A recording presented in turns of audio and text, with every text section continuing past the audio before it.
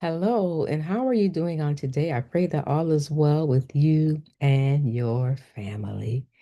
Today, I want to talk about the language of your heart.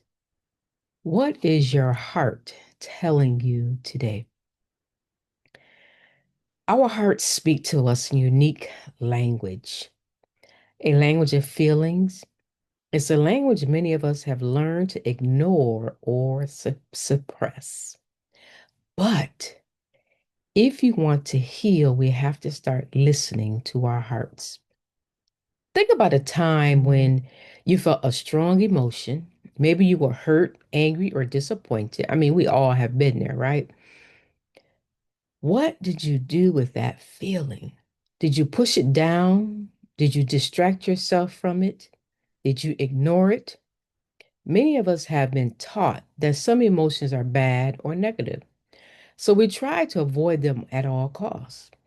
But those feelings don't just disappear, they become burdens we carry, weighing us down and making us weary.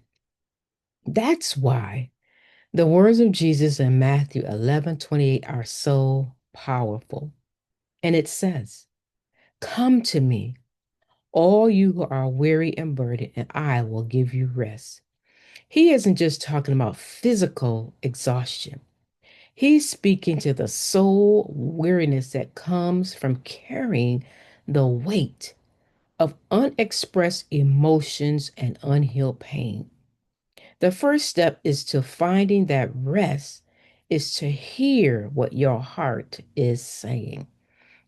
Have you been holding on to something for dear life that have you burdened, baggage? You're weighed down.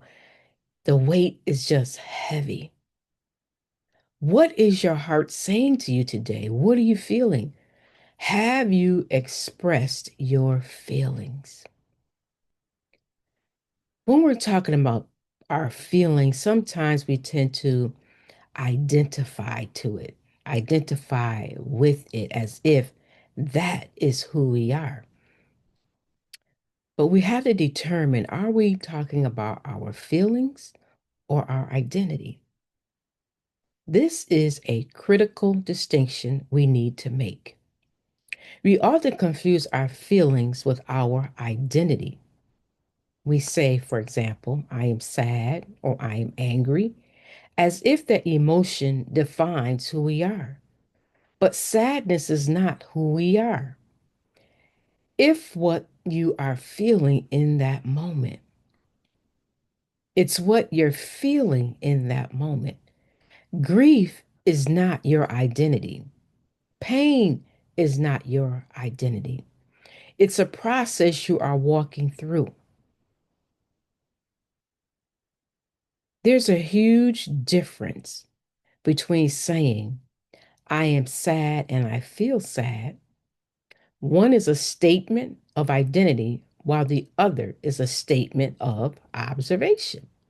When you say, I am sad, it can feel permanent and all encompassing, like you will always be in that state or nothing will ever change.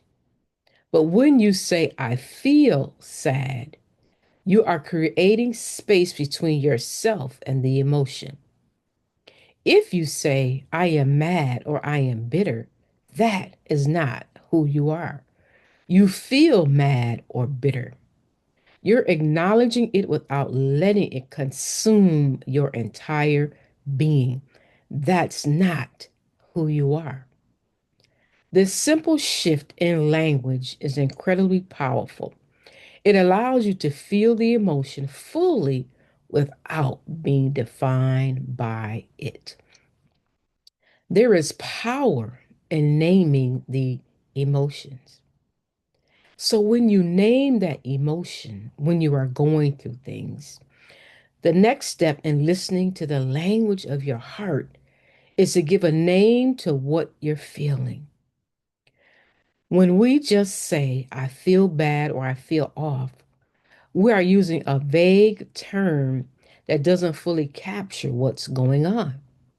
Naming our emotions with precision It's like shining a flashlight into a dark room. It helps us understand exactly what we're dealing with. Are you feeling anxious today? If you are feeling anxious on today, that means that you are fearing something that is yet to come. Is it the fear of the unknown, a fear of rejection, a fear of failure? Sometimes our minds, our imagination just can run wild, and the fear or the thought of something happening can overtake us. Are you feeling angry? Is it a righteous anger or is it a cover for hurt and disappointment? Is it a deep grief that is surfacing?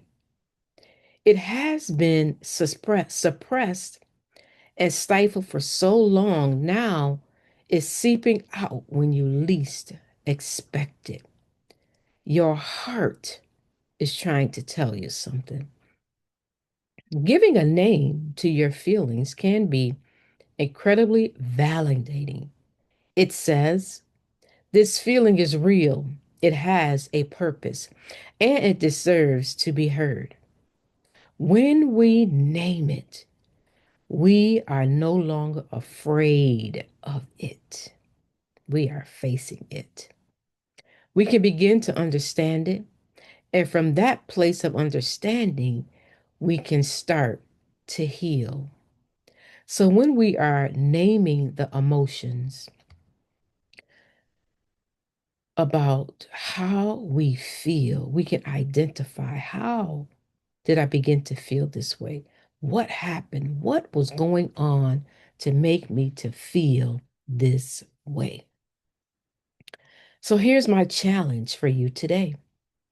Take a moment and sit quietly with yourself. Ask your heart, what are you trying to tell me? What is one feeling that needs to be heard today? Don't judge it or try to change it. Just listen and give it a name.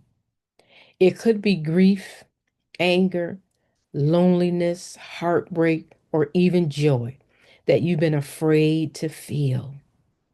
Remember, healing begins when listening. It has been suppressed, but today we're facing it and we're going to listen to our heart. It starts with honoring the language of your heart and giving yourself permission to feel without judgment. Listen to your heart and put a name to the feeling. Then you will know what you are dealing with.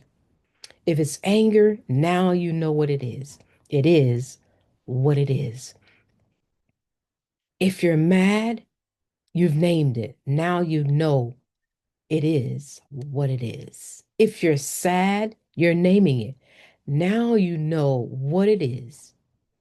But what do we do with our emotions? They are not our identity. They are our emotions. They are temporary. It's a season. They will go away in time. Don't make rash decisions when your emotions are all over the place. Then you will regret what you did or what you said. Hold your peace as you are listening to your heart. And always remember, you can become a new you, but you must do the work. Until next time, bye bye.